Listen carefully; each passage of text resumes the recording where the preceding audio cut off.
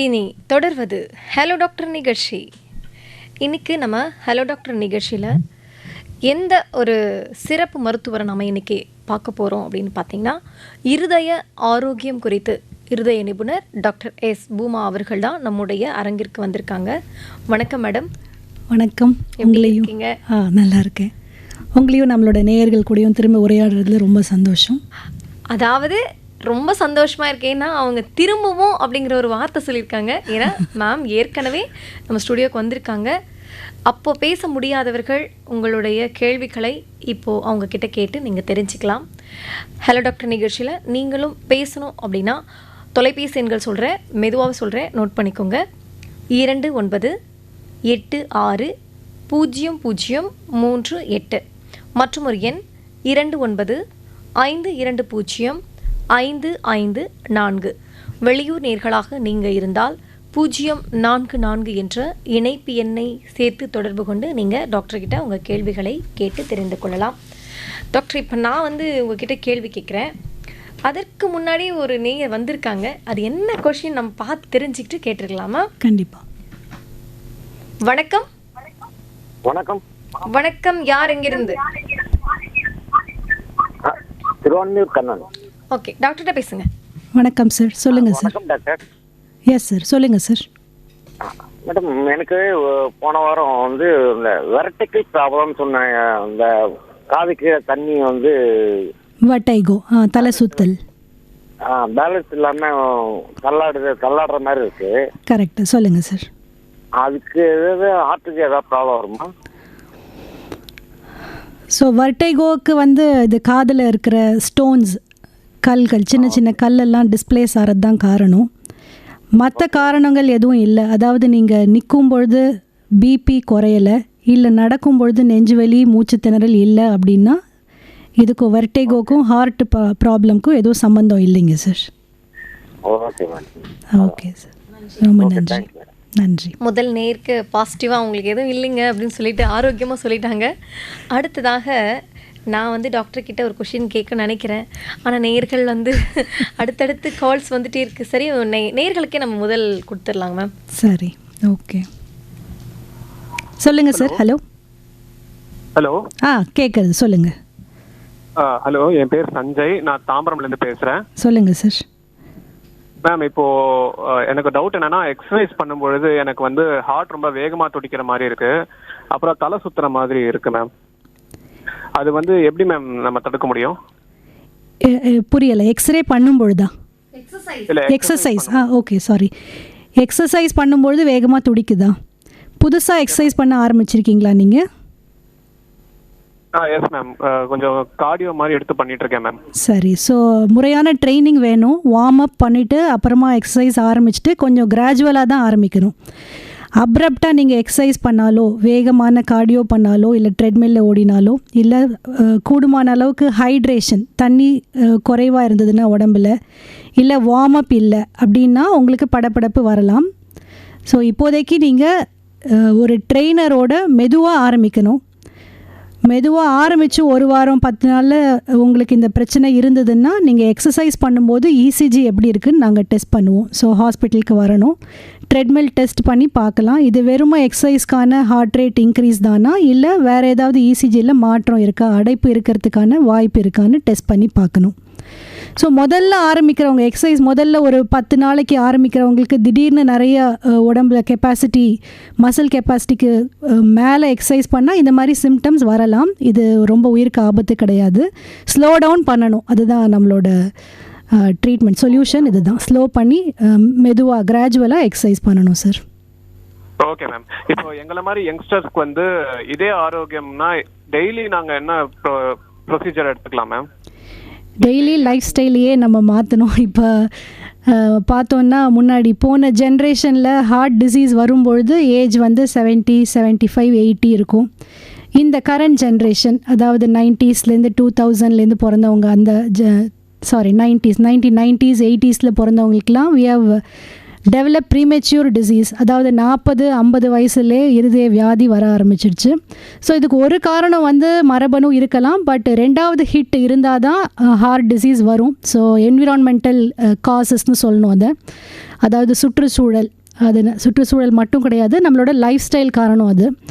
அதனால regular exercise at least 20 நிமிஷம் morning, 20 நிமிஷம் ஈவினிங் நடக்கணும். அதுதான் மினிமம், பேர் மினிமம்னு சொல்லுவாங்க, நடக்கிறது. அதுக்கு மேலே முடிஞ்சதுன்னா ஸ்விம்மிங்கோ இல்லை சைக்கிளிங்கோ இல்லை ஜாகிங் இல்லை you can do a cardio exercise in gym with a trained experienced trainer. இது ஒரு மினிமம். அப்புறம் நம்மளோட ஜங்க் ஃபுட் இதை அவாய்ட் பண்ணும். So refined sugar, refined oil, bakery items, white bread, pastas, pizza, இந்த மாதிரி ஒயிட் ப்ராசஸ்டு ஐட்டம்ஸ் இல்லை stored இல்லை கேன்ட் ஐட்டம்ஸ் இதெல்லாம் கண்டிப்பாக அவாய்ட் பண்ணணும். இது மூணும் இருக்கக்கூடாது கண்டிப்பாக ஃபுட்டில். எது இருக்கணும்னா நிறைய நார்ச்சத்து, ஃபைபர் ரிச் ஃபுட் இருக்கணும். அட்லீஸ்ட் 5-6 வெஜிடபிள், காய்கறிகள் ப்ளஸ் பழங்கள் இருக்கணும். அது நிறைய இருக்கணும். ரைஸ் ரொட்டி கொஞ்சம் குறைச்சிக்கணும். கம்ப்ளீட்டாக அவாய்ட் பண்ணுன்றது கிடையாது. 5 டைப்ஸ் ஆஃப் ஃபைபர் ப்ளஸ் கொஞ்சம் ரைஸ் இல்லைனா ரொட்டி, கார்போஹைட்ரேட் இருக்கணும். இதை தவிர ஸ்ட்ரெஸ் ஃப்ரீ லைஃப் ரொம்ப முக்கியம். ஏன்னா நாவல் ரிஸ்க் ஃபேக்டர்ஸ், புதுசாக நிறைய ரிஸ்க் ஃபேக்டர்ஸ் வந்திருக்கு. ஹார்ட் ஆர்ட்ரிஸில் பிளாக் வரதுக்கான காரணங்கள், அதுக்கு மேஜர் காரணம் வந்து ஸ்லீப் இல்லாமல் இருக்கிறது. Social stress, psycho social stress, அதாவது நம்மளை ரொம்ப ரஷ் பண்ணுறது, நிறைய நம்மளையே வந்து being hard on our self, நிறைய ஆம்பிஷியஸாக நிறைய வேலைகள் ரஷ் பண்ணுறது. அப்புறம் depression, lot of new factors இருக்குது. இது கோவிடுக்கு அப்புறம் நமக்கு தெரிய வந்திருக்கு. ஸோ இந்த ஃபேக்டர்ஸ்லாம் அவாய்ட் பண்ணுறதுக்கு கூடுமான வரைக்கும் மைண்ட்ஃபுல்னஸ், மெடிடேஷன், யோகா ப்ராக்டிஸ் பண்ணும். ஸோ ஹெல்தி லைஃப் ஸ்டைல் டெஃபினட்டாக ப்ரீமெச்சூர் டிசீஸ் வராமல் இருக்கிறதுக்கு, ப்ரிவென்ட் பண்ணுறதுக்கு ஹெல்ப் பண்ணும். Okay ma'am, thank you so much. Thank you Sanjay. Thank you. Thank you ma'am.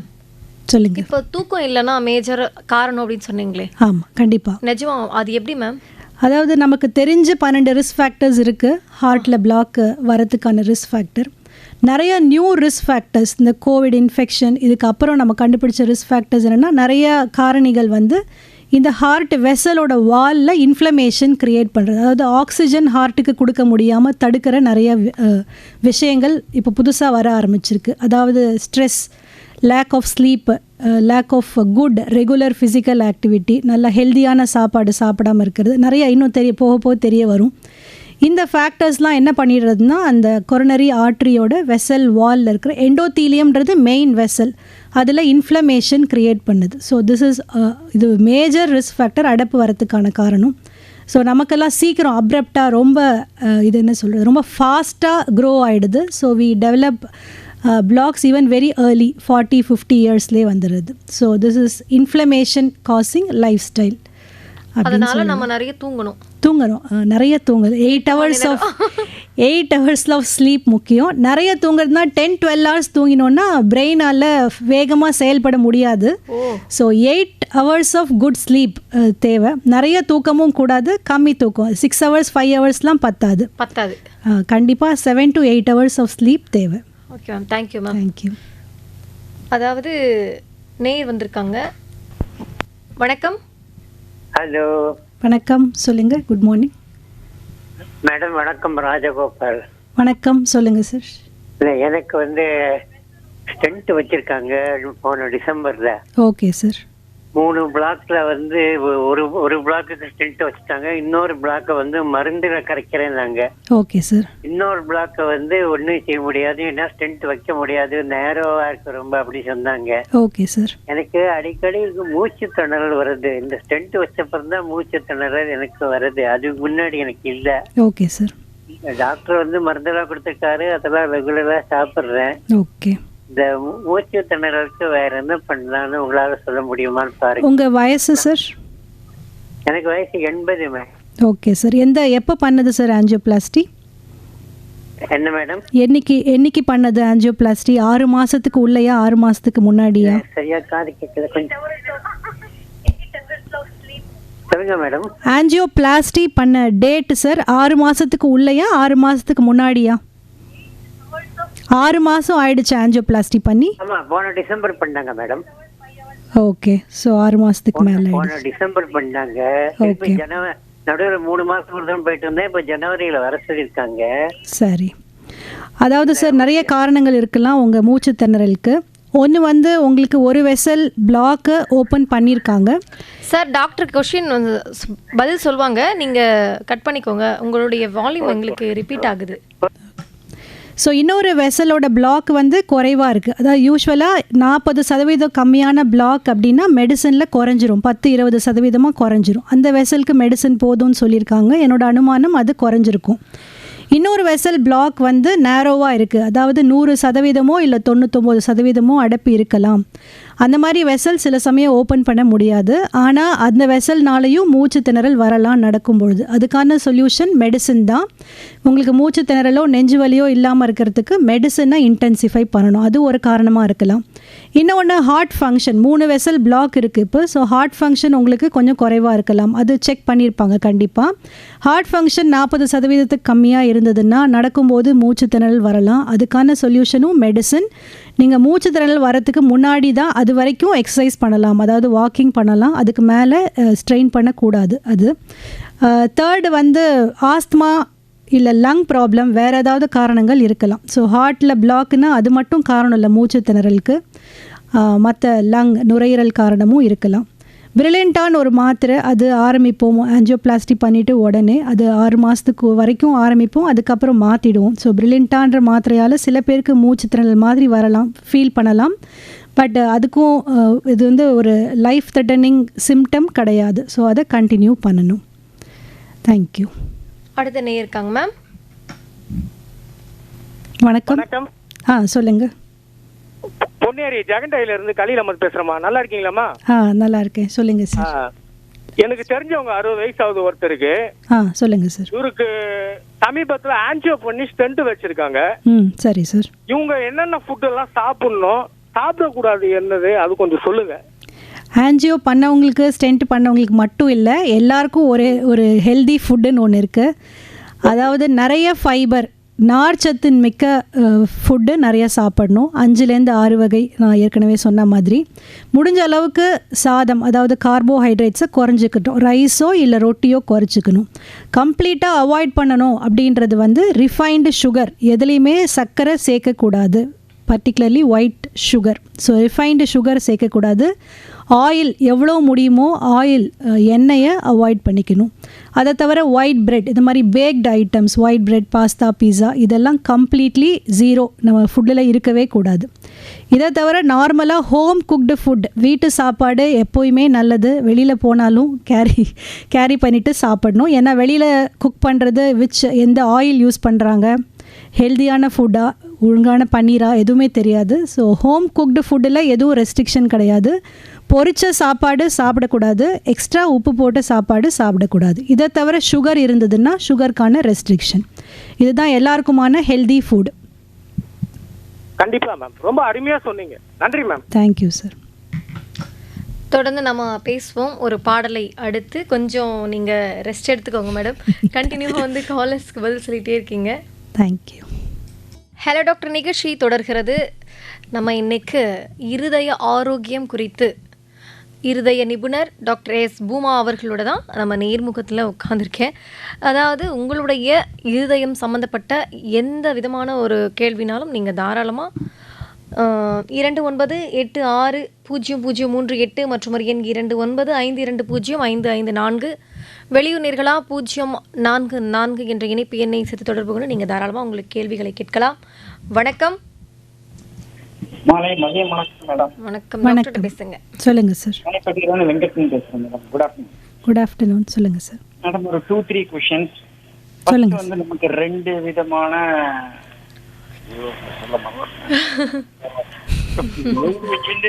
நமக்கு அந்த இது இருக்கும் பாருங்க. சரி, அதை மறந்துட்டேன். 2 விதமான இது இருக்கும். ப்ளஸ் சாரி மேடம், உங்கள் டைம் எடுத்துன்னு சொல்லுங்கள். கூப்பிடுறேன். ஓ, அப்புறம் கூப்பிட்றீங்களா? நன்றி.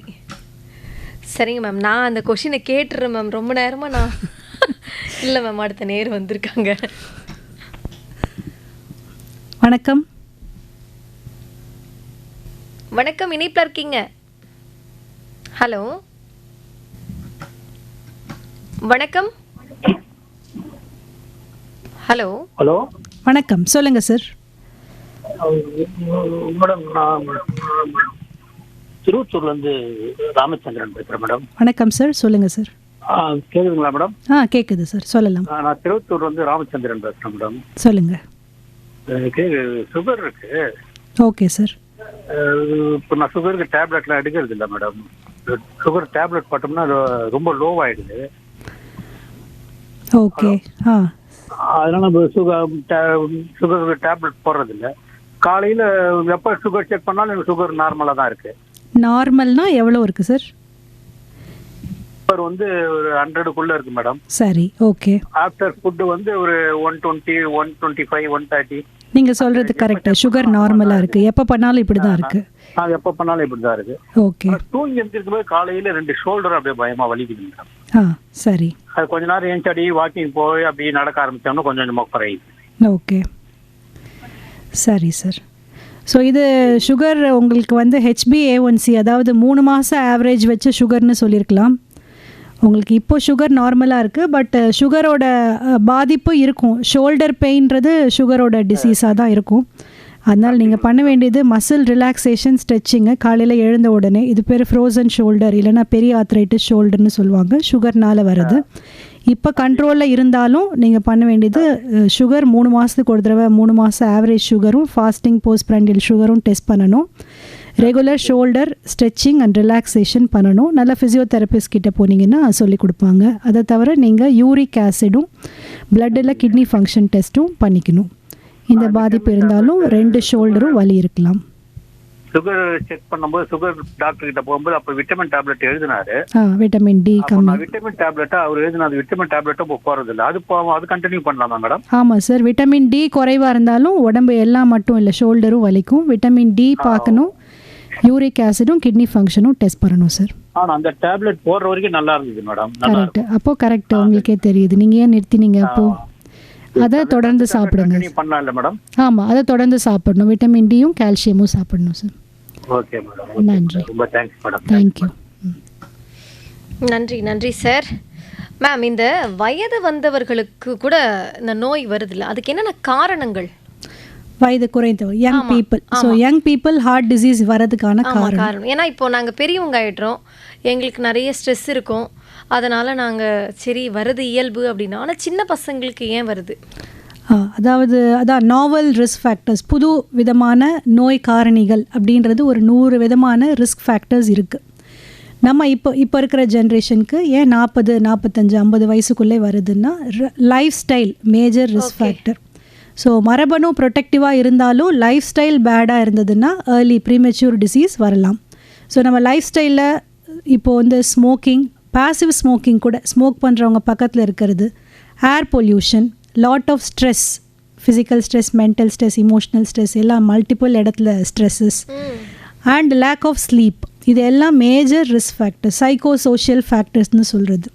எப்போயுமே டென்ஷனாகவே இருக்கிறது, பர்சனாலிட்டி ஆன்ஷியஸாக இருக்கிறத விட எப்போயுமே we have some amount of mental stress அப்படி இருந்ததுன்னா டெஃபினெட்லி அந்த கொரோனரி ஆர்ட்ரி, ஹார்ட்டுக்கு சப்ளை பண்ணுற வெசலோட வால், எண்டோத்தீலியம்னு ஒரு செல்லில் இன்ஃப்ளேம்டாகவே இருக்கும். அதாவது இன்ஃப்ளேம்னா எப்படி, நமக்கு ஒரு இடத்துல ரெட்டாக ஒரு மாதிரி வலியோடு இருக்கிற மாதிரி உள்ளே இருக்கும். அப்படி இருந்ததுன்னா அது சுற்றி கண்டிப்பாக கொலஸ்ட்ரால், கால்சியம் எல்லாம் டெபாசிட் ஆகும். அவங்களுக்கு ப்ரீமெச்சூர் ஹார்ட்ரி டிசீஸ் வரலாம். ஸோ இதெல்லாம் நியூ காரணங்கள். இதை தவிர நமக்கு தெரிஞ்ச காரணங்கள் இருக்குது. Sugar, pressure, high cholesterol, physical activity இல்லாமல் இருக்கிறது, இர்ரெகுலர் சாப்பாடு இர்ரெகுலராக இருக்கிறது, அண்ட் அன்ஹெல்தியாக இருக்கிறது, இதெல்லாம் தெரிஞ்ச காரணங்கள்.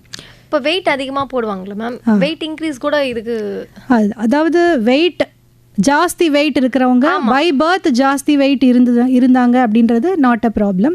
ஃபிசிக்கலாக இன்ஆக்டிவ் வெயிட் இருக்காங்க, ஒபீஸ் அண்ட் இன்ஆக்டிவ் அப்படின்றவங்களுக்கு risk of not only heart disease, stroke and leg artery டிசீஸும் இருக்குது. So obesity without activity is a problem for all arteries. Okay ma'am. அடுத்த நேயர் இருக்காங்க.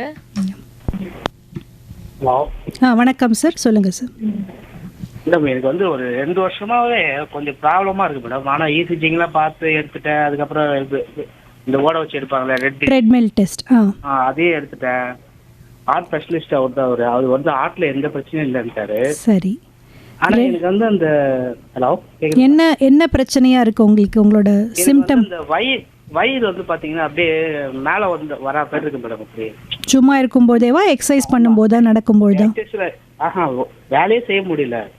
எப்படி சொல்றதுன்னா ஒரு பயமா இருக்கு, வண்டி ஓட்டிட்டு போக முடியல, ஒரு பழைய மாதிரி வந்து வேலை வந்து கான்செப்ட் பண்ண முடியல. ஓகே. வெயிட் ஜாஸ்தி ஆயிருக்கீங்களா ரீசெண்டா? இல்ல மேடம், எனக்கு பாத்தீங்கன்னா 98 இருக்கும் மேடம். 98. உங்க ஏஜ் சார்? 42 மேடம். 98 at 42 கொஞ்சம் ஹெவி தான் சார். ஸோ உங்களுக்கு வந்து எக்ஸசைஸ் பண்ண பயமாக இருக்குது அப்படின்னு தான் சொல்கிறீங்க இல்லையா? ஆமா மேடம். ஸோ உங்களுக்கு வந்து வண்டி ஓட்டிட்டு கூட போக முடியல மேடம். அப்படியே பயம் வருது. பயமாக இருக்குது. ஸோ பயம் வந்து அது உடல் வியாதி கிடையாது, மனசு தான் மனசு வியாதி. நீங்கள் ஆரம்பிக்க வேண்டியது வந்து சார் ஸ்விம்மிங் ஆரம்பிக்கலாம். ஸோ ஹெவியானவங்க வாக் பண்ண முடியாது, ஃபாஸ்ட்டாக நடக்க முடியாது, முட்டி வலி, ஆங்கிள், கணுங்கால் வலி எல்லாம் வரலாம். அதனால் உங்களுக்கு பெஸ்ட்டு எக்ஸசைஸ் வந்து ஸ்விம்மிங். டெய்லி 1 hour ஸ்விம் பண்ணுங்கள். ஸ்விம் பண்ண முடியலனாலும் அண்டர் வாட்டர் நடக்கலாம். நடந்து முதல்ல 2-3 kilos குறைஞ்சிட்டிங்கன்னா அப்புறம் you can start walking or treadmill exercise. Either வீட்லேயோ இல்லை ஜிம்லேயோ பண்ணலாம். ஸோ கொஞ்சம் எக்ஸசைஸ் பண்ணி வெயிட் லூஸ் பண்ணிட்டீங்கன்னா கான்ஃபிடென்ஸ் வரும், உங்கள் பயம் வந்து குறையும். ட்ரெட்மில் டெஸ்ட்டு நார்மல், எக்கோ நார்மல்னா உடல் அதாவது இருதய வியாதி இல்லை. நீங்கள் பயப்படாமல் எக்ஸசைஸ் ஆரம்பிக்கலாம் சார். அதான் எக்கோல எல்லாமே எடுத்துட்டேன் நான். எல்லாம் நார்மல்னா இது உடல் வெயிட். அதாவது இப்போ 98 kilos உங்களோட ஐடியல் வெயிட் 70 கிலோனா நீங்கள் 28 கிலோ தூக்கிட்டு நடக்கிற மாதிரி. கண்டிப்பாக நடந்தால் மூச்சு திணறல், வலி இருக்கிறது, வேர்த்து கொட்டுறது, குனிய முடியாமல் இருக்கிறது எல்லாம் எக்ஸ்ட்ரா வெயிட்னால. ஸோ நீங்கள் முதல் பண்ண வேண்டியது வெயிட்டை குறைக்கிறதுக்கான எக்ஸசைஸ். வாக்கிங், ரன்னிங் சேஃப் கிடையாது ஹெவி வெயிட் பீப்புளுக்கு. So start with swimming or cycling. அப்புறம் கொஞ்சம் வெயிட் லூஸ் பண்ண உடனே வாக்கிங் ஆர் ரன்னிங் ஆரம்பிச்சிருங்க சார். இந்த நியூட்ரிஷன் ஒன்று குடிக்க சொல்கிறாங்க மேடம், குடிக்கலாமா? என்ன சார், என்ன குடிக்கணும்? இந்த நியூட்ரிஷன் சொல்லிட்டு ஒரு சொல்றது வெயிட் லாஸ் பண்ணுறதுக்கு சொல்லிட்டு கொடுக்குறாங்க. இல்லை, அதாவது வெயிட் லாஸ் பண்ணுறது மட்டும் நம்ம எய்ம் கிடையாது. ஹார்ட்டோட மசிலையும் கை கால்களோட மசிலையும் ஆக்சிஜன் எக்ஸ்ட்ராக்ட் பண்ணுறதுக்கான கேப்பபிளாக மாற்றுறது. அதனால் எக்ஸசைஸ்க்கு ஒன்றும் ரீப்ளேஸ்மெண்ட் கிடையாது sir. There is no replacement at all. நீங்கள் எக்ஸசைஸ் பண்ணி தான் ஆகணும். Okay okay sir. Thank you. S.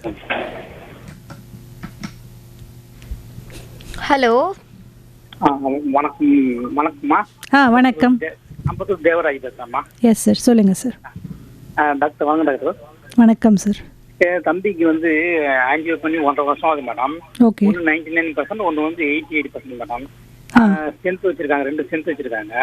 ஆனா அவர் வந்து நடக்க முடியல, ரொம்ப டயர்டா இருக்கு, அப்பப்போ டயர்டா இருக்குன்னு சொல்றாரு.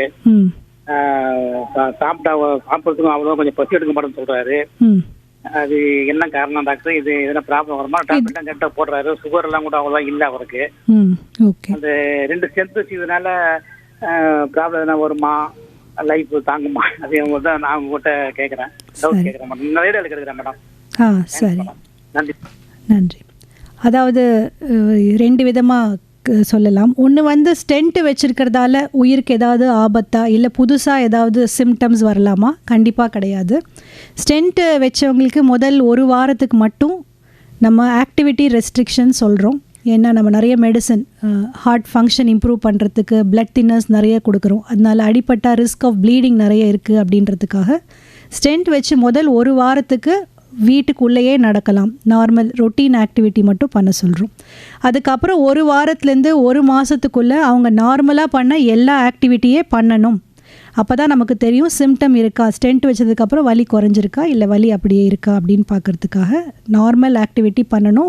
1 மந்த்லேருந்து 1 இயர்க்குள்ளே அவங்க மற்றவங்கள மாதிரி எக்ஸசைஸ் பண்ணுறதுக்கு, ஸ்விம்மிங், ஜாகிங், ட்ராவல் பண்ணுறதுக்கு எல்லாம் ஃபிட் ஆகிடுவாங்க. ஸோ ஸ்டென்ட் வைக்கிறதால ஒன்றும் பிரச்சனை கிடையாது.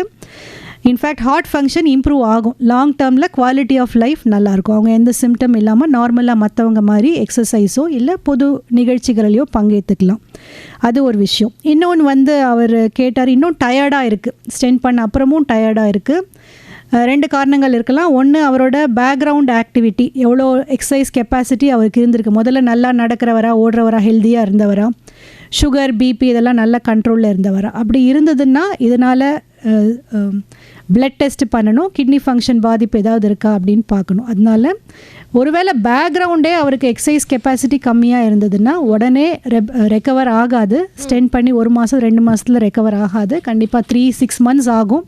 ஏன்னா ஹார்ட் மசில் மட்டும் இல்லை, உடம்புல இருக்க மற்ற எக்ஸசைஸ்க்கு இன்வால்வ் ஆகிற மற்ற மசிலும் ரெக்கவர் ஆகிறதுக்கு டைம் ஆகும். So it might take time. If the heart function is normal, நம்ம வெயிட் பண்ணி we can bring him into a supervised exercise activity. Okay ma'am, next caller இருக்காங்க. ஓகே, வணக்கம். மேடம் வணக்கம் மேடம். ஞாபகம் வந்துருச்சு மேடம். கொஸ்டின் சொல்லுங்கள் sir. சொல்லுங்கள் sir. Sorry to disturb. 2 விதமான ரெண்டு வால்வு இருக்கு. வால்வு ஆமாம் சார். நம்ம டேமேஜ் ஆகுமா, ரீப்ளேஸ் பண்ண முடியுமா? அது number question number 1. Okay. Question number 2, நிறைய பேர் வந்து கேஸ்ட்ரிக்னால ஹார்ட் பெயின், இது மாதிரி முதுகு வலிக்கிறது, கை கால் வலிக்கிறது அப்படின்னா அதுக்கு ஒரு ரிலேட்டட் இருக்கா? நம்பர் 2. ஓகே. நம்பர் 3, நம்ம எக்கோ இசிஜி தான் எடுக்கிறோம். அதெல்லாம் valid for how many months? அது வந்து எல்லாம் normal, not a patient, regular checkup. Okay, இவ்வளவுதான் மேடம். ஓகே சார், நன்றி சார். ஸோ வேல்வ் வந்து மொத்தம் இவ்வளோதான் மேடம் அப்படின்னு 3 கொஸ்டின் அடுக்கி வச்சுட்டு போயிட்டாரு. ஸோ வேல்வ் அப்படின்றது ஹார்ட் வேல்வு 2 வேல்வ் கிடையாது, மொத்தம் 4 வேல்வ் இருக்குது. ஸோ நம்ம முக்கியமாக சொல்கிறது லெஃப்ட் சைடு ஹார்ட்டில் இருக்க 2 வேல்வு தான், mitral and aortic valve. So 2 விதமான டிசீசஸ். ஒன்று வந்து ருமேட்டிக் ஹார்ட் டிசீஸில் பாதிப்பு வரலாம். மைட்ரல் வேல்வ் தான் ரொம்ப காமனாக அஃபெக்ட் ஆகுது. சின்ன வயசு வேல்வில் ரொம்ப கால்சியம் இல்லை, சுருக்கம் மட்டும் இருக்குது அப்படின்னா பலூன் வச்சே ஓப்பன் பண்ணலாம் வேல்வு, அது மைட்ரல் வேல்வுக்கு. இல்லை ரொம்ப வயசானவங்க நிறைய கால்சியம் இருக்குது, பலூன் வச்சு ஓப்பன் பண்ணால் வேல்வு கிழிஞ்சிறதுக்கான ரிஸ்க் இருக்குன்னா அவங்களுக்கு வேறு வழி இல்லை, ஓப்பன் பண்ணி தான் வேல்வை ரீப்ளேஸ் பண்ணணும். அது வேல்வ் ரீப்ளேஸ்மெண்ட். பயாலஜிக்கல் வேல்வ் போடலாம், டிஷ்யூ வேல்வுன்னு சொல்லுவாங்க, இல்லைன்னா மெட்டல் வேல்வ் போடலாம். அது ரிஸ்க் ஆஃப் ப்ளீடிங்கை பொறுத்து டிசைட் பண்ணுவோம் ஒவ்வொரு பேஷண்ட்க்கு. இன்னொரு வேல்வ் வந்து அயோட்டிக் வேல்வ். அயோட்டிக் வேல்வ் வந்து மோஸ்ட்டாக ருமேட்டிக் ஹார்ட் டிசீஸ்னால் பாதிப்பு வராது. வயசானவங்களுக்கு 70 வயசு 80 வயசுக்கு மேலே ஒருவேளை சுகர் இல்லைன்னா கொலஸ்ட்ரால் இல்லை கிட்னி டிசீஸ், நிறைய கால்சியம் டெபாசிட் ஆகி வேல்வ் அயோட்டிக் வேல்வ் சுருங்கிடுறது, இது ஒரு மேஜர் டிசீஸ். ஸோ இப்போ வந்து இந்த கடைசியாக ஒரு 10-15 வருஷத்துக்குள்ளே இதுக்கு பெரிய இம்ப்ரூவ்மெண்ட் இன் ட்ரீட்மெண்ட்னு சொல்லலாம். முன்னாடி இந்த வயசானவங்க, ஸோ இந்த ப்ரொஃபைல் நான் சொன்னது பார்த்தா ரொம்ப வயசானவங்க, நிறைய ரிஸ்க் இருக்கிறவங்க, ஸோ அவங்களுக்கு ஓப்பன் பண்ணி தான் அயோட்டிக் வேல்வை ரீப்ளேஸ் பண்ணுவோம். ஸோ அது வந்து ரொம்ப ரிஸ்கியான ப்ரொசீஜர். ஆல்மோஸ்ட் 4-8% ஆஃப் டெத்துக்கான ரிஸ்க் இருக்குது. பட் இப்போது கடைசி ஒரு 10-15 வருஷத்துக்குள்ளே இதையும் இந்த வேல்வ் ரீப்ளேஸ்மெண்ட்டையும் தொடை வழியாக பண்ணலாம். டேவின்னு சொல்லுவோம், தொடை வழியாக பண்ணலாம். அதாவது candidate is a high risk for surgery அப்படின்னா 80 வயசுக்கிட்ட இருக்கிற பேஷண்ட்டு சர்ஜரி பண்ணுறதுக்கு சூட்டபிளான பேஷண்ட் இல்லை அப்படின்னா அயோட்டிக் வேல்வை தொடை வழியாக ரீப்ளேஸ் பண்ணலாம். இது அவர் கேட்ட ஃபஸ்ட்டு கொஸ்டின், வேல்வ் டிசீசஸ் அந்த அதுக்கு ட்ரீட்மெண்ட்டு. செகண்ட் கொஸ்டின், கேஸ்ட்ரைட்டிஸ்க்கும் ஹார்ட் டிசீஸ்க்கும் சம்மந்தம் இருக்கா? கண்டிப்பாக இருக்குது. 2 விதமாக இதுக்கு பதில் சொல்லலாம். ஒன்று, நம்ம most of the time gastritis நினைக்கிறது, அதாவது மேல் வயிறு வலின்னு நினைக்கிறது ஹார்ட் டிசீஸாக இருக்கலாம். எப்போ நம்ம அதை சஸ்பெக்ட் பண்ணணும், சந்தேகிக்கணும் அப்படின்னா நடக்கும் பொழுது மேல் வயிறு வலிக்கிறது அப்படின்னா ரைட் கொரோனரி ஆர்ட்ரி அப்படின்ற டிசீஸ் மோஸ்ட்டாக இந்த மாதிரி வயிறு எரிச்சல், வயிறு வலி, எக்ஸசைஸ் ரிலேட்டட் எபிகாஸ்ட்ரிக் பெயின்னு சொல்லுவோம், எக்ஸசைஸ் பண்ணும்போது வருது அப்படின்னா ரைட் கொரோனரி ஆர்ட்ரி டிசீஸாக இருக்கலாம்.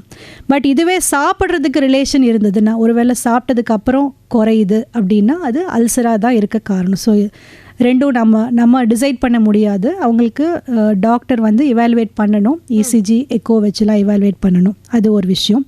கேஸ்ட்ரைட்டிஸ் ரொம்ப நாளாக கண்ட்ரோல் இல்லாமல் இருக்கிறவங்களுக்கு அது ஒரு தனி risk factor for developing heart disease.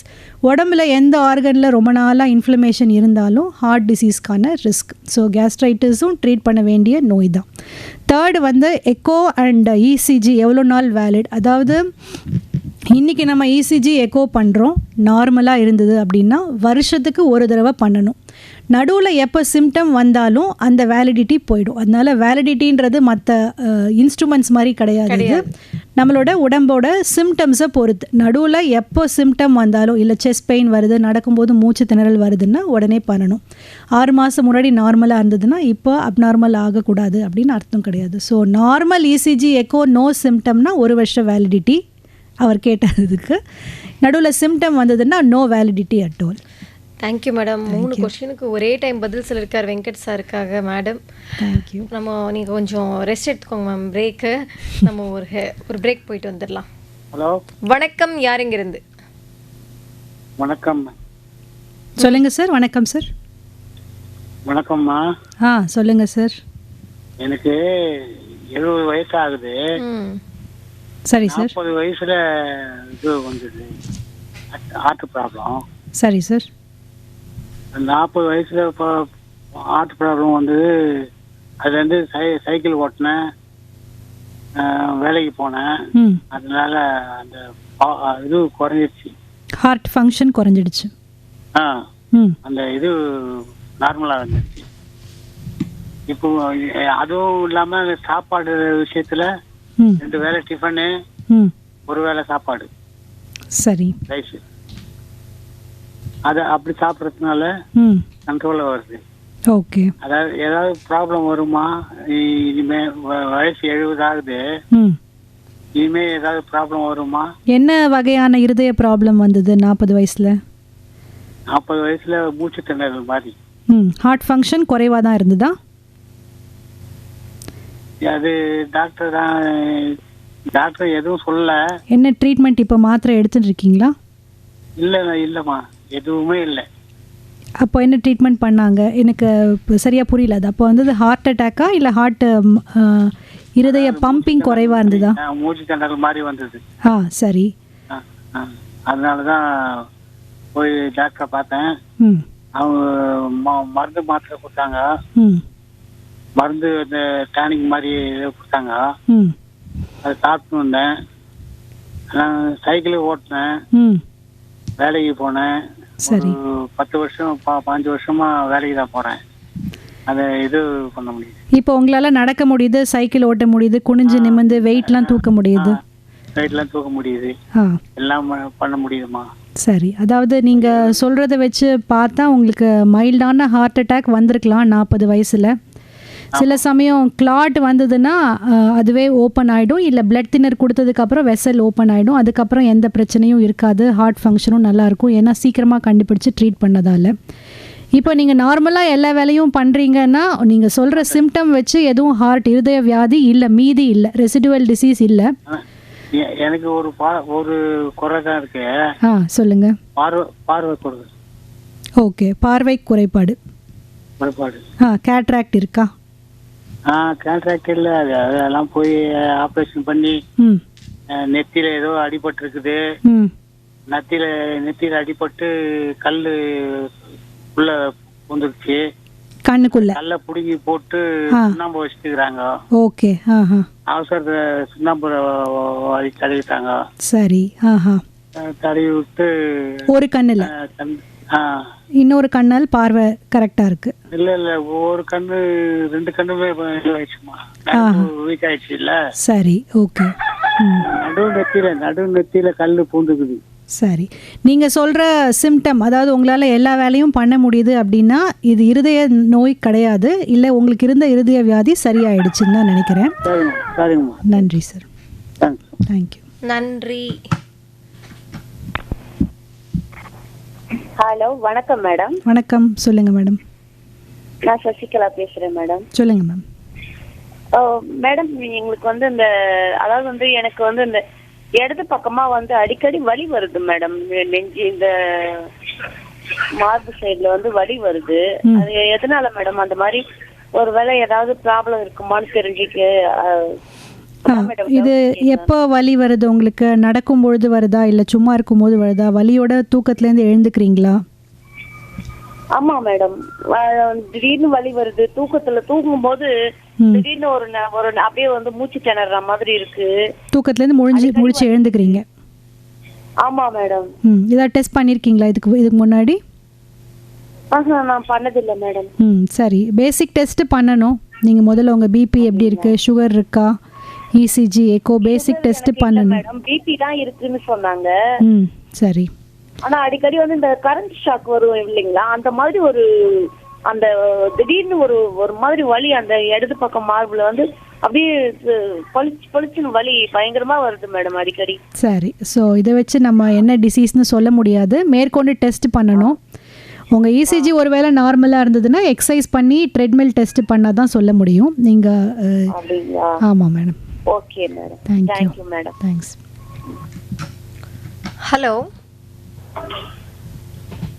Hello, வணக்கம். வணக்கம் சார். வணக்கம் மேடம். சொல்லுங்க. வணக்கம். எனக்கு கிட்னி ப்ராப்ளம் ஆயிருக்கு மேடம். டயாலிசிஸ் பண்றேன்.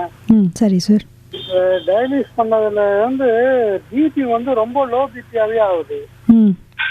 மயக்கமா கேரா ஆகுது.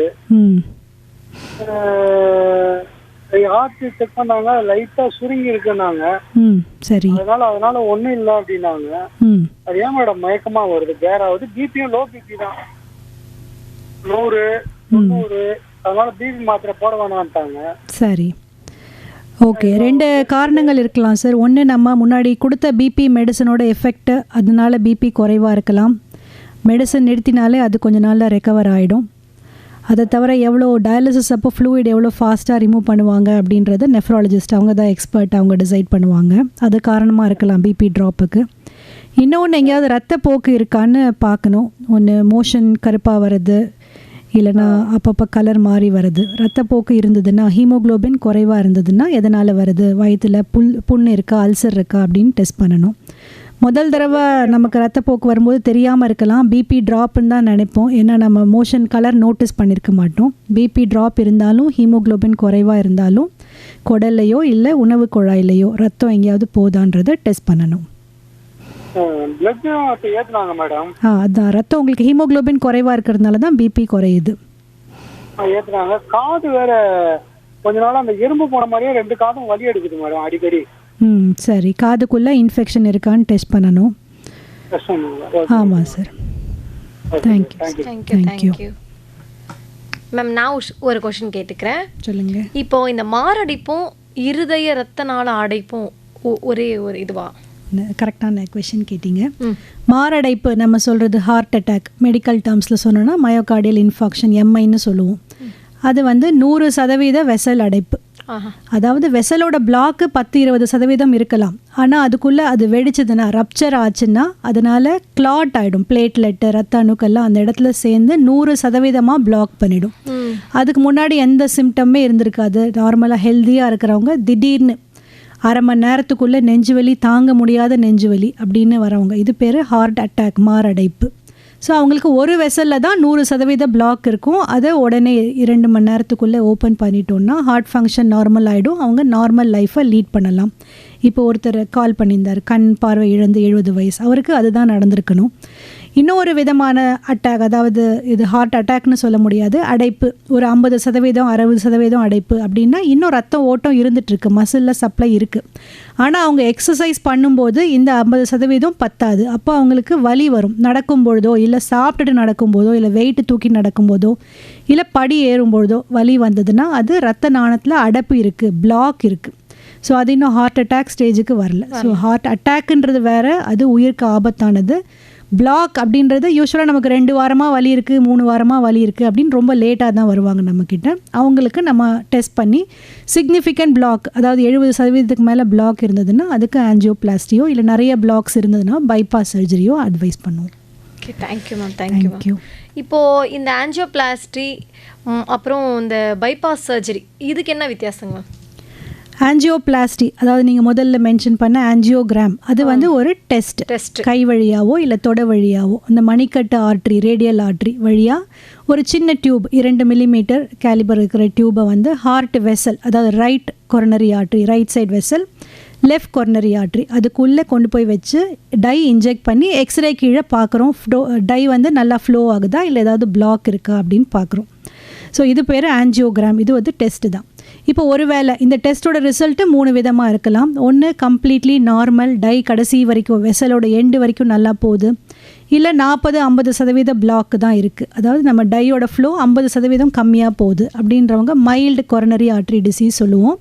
அவங்களுக்கான ட்ரீட்மெண்ட் மெடிசன் தான். ஒரு பிளட் தின்னர், ஒரு கொலஸ்ட்ரால் லோவரிங் மெடிசன், அப்புறம் life style changes, risk factor control, சுகரோ பிபியோ இல்லை ஃபிசிக்கல் இன்ஆக்டிவிட்டி இருந்தாலோ அதெல்லாம் ட்ரீட் பண்ணுவோம். அது ஒரு விதமான ரிசல்ட். 2வது விதமான ஆஞ்சியோகிராம் ரிசல்ட் எப்படி வரலான்னா, ஒரே ஒரு வெசலில் மட்டும் 70% மேலே அடைப்பு, ஒரே ஒரு வெசல், எந்த வெசலாக வேணால் இருக்கலாம், ரைட்டோ லெஃப்ட்டோ, அப்படி இருந்ததுன்னா அமெனபிள் ஃபார் ஆஞ்சியோபிளாஸ்டின்னு சொல்லுவோம். அவங்க ஆஞ்சியோபிளாஸ்டி ட்ரீட்மெண்ட்டுக்கு ஆன சூட்டபிள் கேண்டிடேட்ஸ். ஓகே. அப்போ என்ன பண்ணுவோம், அதே கேத்தீட்டர் வழியாக ஒயர் போட்டு we will open the vessel with a balloon. திரும்ப ஸ்ப்ரிங் மாதிரி ரீகாயில் ஆகாமல் இருக்கிறதுக்கு சப்போர்ட் கொடுக்கறதுக்கு ஸ்கெஃபோல்டுன்னு சொல்லுவோம், ஒரு ஸ்டென்ட் பண்ணுறோம். இது பேர் angioplasty. So this is not just a test, இது ட்ரீட்மெண்ட். ட்ரீட்மெண்ட். ஸோ இதுக்கப்புறம் 6 மாதத்துக்கு அவங்க 2 பிளட் தின்னரையும் கொலஸ்ட்ரால் லோவரிங் மெடிசன்லையும் இருக்கணும். நான் முன்னாடி சொன்ன மாதிரி 1 வாரம் ரெஸ்ட்டு, 1 வாரத்துலேருந்து வாக்கிங்லாம் போக ஆரம்பிக்கலாம், 1 மாதத்துலேருந்து நார்மல் லைஃப்பில் தே கேன் லீட். இதுக்கும் ரிஸ்க் ஃபேக்டரை கண்ட்ரோல் பண்ணணும். திரும்ப அடுத்த கொஸ்டின் அதை தான் கேட்கலாம்னு நினச்சேன். இந்த ஆஞ்சியோபிளாஸ்டி பண்ணுறதுனால பக்க விளைவுகள் இதெல்லாம் இருக்குமா அப்படின்னு சொல்லிட்டு. பக்க விளைவுகள் வந்து ஆஞ்சியோபிளாஸ்டி நம்ம லைஃப் சேவ் பண்ணுறதுக்காக பண்ணுறது, சிம்டம் ரிலீஃப்காக பண்ணுறது. ஸோ பிளாக் இருந்தால் ஓப்பன் பண்ணி தான் ஆகணும், either with balloon angioplasty or bypass surgery. இதுக்கு ரிஸ்க் அப்படின்றது ஒன்று சொல்லலாம். ஒன்று வயசானவங்க, ஹார்ட் ஃபங்க்ஷன் குறைவாக இருக்கிறவங்க, சுகர் இருக்கிறவங்க, இல்லை கிரியாட்டின் பேஸ் லைன்லேயே, அதாவது கிட்னி ஃபங்க்ஷன் ப்ரொசீஜருக்கு முன்னாடியே கம்மியாக இருந்தது, அதாவது ஹை நார்மலில் இருந்தது, இல்லை அதுக்கு மேலே கிரியாட்டின் இருந்ததுன்னா அவங்களுக்கு நம்ம கொடுக்குற கான்ட்ராஸ்ட்னால கிட்னி ஃபங்க்ஷன் குறையலாம், மேற்கொண்டு குறையலாம், டெம்ப்ரரியாவோ பெர்மனண்ட்டாவோ. ரொம்ப குறைஞ்சது கிரியாட்டின், யூரின் கம்மியாக இருக்குது அப்படின்னா அவங்களுக்கு டெம்ப்ரரியாவோ பெர்மனண்ட்டாவோ டயாலிசிஸ் தேவைப்படும். Risk as a whole less than 5% தான். ஸோ ரிஸ்க், மேஜர் ரிஸ்க்குன்றது கிட்னிக்கான ரிஸ்க் தான் சொல்லணும். ஸோ இது ஆஞ்சியோபிளாஸ்டி. இன்னொன்று the third one is a bypass surgery. அதாவது சிக்னிஃபிகண்ட் பிளாக் இருக்குது, 70% பிளாக் இருக்குது, 2-3 வெசலில் இருக்குது, அதாவது மல்டிபிள் ஸ்டென்ட் தேவைப்படுதுன்னா மல்டிபிள் ஸ்டென்ட் போடுறது நாட் அட்வைசபிள். ஸோ அவங்க தான் candidates for bypass surgery. Bypass critical கண்டிஷனில் தான் அது பண்ணுவாங்க இல்லை மேம்? மல்டிபிள் வெசல் இருக்கிறது, 3 வெசல் ப்ளஸ் பிரான்ச்சஸ், நிறைய வெசலில் பிளாக் இருக்குது அப்படின்னா வேறு வழி இல்லை. வேறு வழி இல்லை அப்படின்னா நம்ம பண்ண வேண்டியது ஓப்பன் சர்ஜரி. பைபாஸ் சர்ஜரி அப்படின்றது நம்ம இதயத்தோட சென்டர் போனை ஓப்பன் பண்ணி பண்ணுறது தான் bypass for the vessel. So that is a open surgery which is a major surgery. Major surgery. ஆமாம். நினச்சாவே ஒரு பயமாக இருக்குது மேம். இந்த பயம்லாம் போகணும், இந்த இதய நோயே வரக்கூடாது அப்படின்னா அதற்கு தடுப்பதற்கு என்னென்ன வழிமுறைகள் இருக்குது? நிறைய இருக்குது, நிறைய விஷயம் நம்ம கையில் தான் இருக்குது. சொல்லுங்கள் ma'am. Healthy life style, regular வாக்கிங்கே போதும். அதாவது 75 நிமிஷம் பர் வீக் அப்படி தான் நமக்கு அட்வைஸ் பண்ணியிருக்காங்க நிறைய பெரிய நிபுணர்கள் ஹார்ட் டிசீஸ் ப்ரிவென்ட் பண்ணுறதுக்கு. இன்டென்ஸ் எக்ஸசைஸ், அதாவது ரன்னிங், ஜாகிங், ஸ்விம்மிங், சைக்கிளிங் பண்ணோன்னா 75 நிமிஷம் ஒரு வாரத்துக்கு. மாட்ரேட் இன்டென்சிட்டி எக்ஸசைஸ், அதாவது ஃபாஸ்ட் வாக்கிங், இது மாதிரி பண்ணோன்னா 150 நிமிஷம் ஒரு வாரத்துக்கு ரெகுலர் எக்ஸசைஸ். ஹெல்தி டயட், அதாவது no refined sugar, no oil, no processed food, baked items, white bread, pasta, pizza, noodles இதெல்லாம் இல்லை, with good amount of fibre அப்படின்னா this is a good healthy diet. Without any fried food, extra salted food இல்லாமல். And moderation of salt intake. Salt நம்ம யூஸ்வலாக 12 gram எடுத்துக்கிறோம், 7லேருந்து 8 கிராமுக்கு moderate பண்ணாலே we can prevent hypertension, diabetes, obesity related heart diseases இதெல்லாம் prevent பண்ணலாம். So இது 2 major thing. அதை தவிர நம்ம நியூ ரிஸ்க் ஃபேக்டர்ஸ் கண்ட்ரோல் பண்ணுறதுக்கு good amount of sleep, limit usage of cellphones. ஏன்னா அது ரொம்ப ஸ்லீப் டிஸ்டர்பன்ஸுக்கான காரணம் ப்ளூ ஸ்க்ரீன் எக்ஸ்போஷர் தான். ப்ளஸ் ஸ்ட்ரெஸ் குறைச்சிக்கிறது. ஸ்ட்ரெஸ் இல்லாத லைஃப்னா it is difficult to achieve, but still there are ways. Mindfulness, meditation, yoga, music therapy நிறைய இருக்குது. Spending lot of time with the family, achieving a good balance with family and work. This will help prevent heart disease. அதாவது எந்தெந்த நேரத்தில் இதெல்லாம் செய்யணும், கரெக்டாக செய்யணும். So நல்லா ஃபாலோ பண்ணணும். கரெக்ட். ஹெல்தி லைஃப் ஸ்டைலில் ஃபாலோ பண்ணணும். Most of the diseases we can prevent. இதை தவிர ப்ரிவெண்ட் பண்ண முடியாததுன்னா ஜெனட்டிக் ரிஸ்க் ஃபேக்டர்ஸ் இருக்குது. கண்டிப்பாக ஃபேமிலியில் யாருக்காவது ப்ரீமெச்சூர் ஹார்ட் டிசீஸ் வந்ததுன்னா நமக்கும் வரதுக்கான வாய்ப்புகள் இருக்குது. ஸோ அதுக்கு ப்ரிவெண்ட் பண்ண முடியாது, பட் ஏர்லியாக டிடெக்ட் பண்ணி ஏர்லியாக ட்ரீட் பண்ணலாம். ஸோ காம்ப்ளிகேஷன்ஸை ப்ரிவெண்ட் பண்ணலாம். Okay ma'am, thank you ma'am, thank you so much. Thank you. இவ்வளோ கொஷின்ஸ்க்கும் ரொம்ப பொறுமையாக இவ்வளோ நேரம் எல்லாருடைய கேள்விகளுக்கும் நீங்கள் சொல்லிகிட்டே இருக்கீங்க. 1 மணி நேரம் போயிருச்சா அப்படின்னு சொல்லிட்டு எங்களுக்கே தெரியல, அந்த அளவுக்கு உங்களுடைய பதில்கள் இருந்தது. Thank you so much ma'am. ரொம்ப நன்றி. Had a good time. Thank you. Thank you.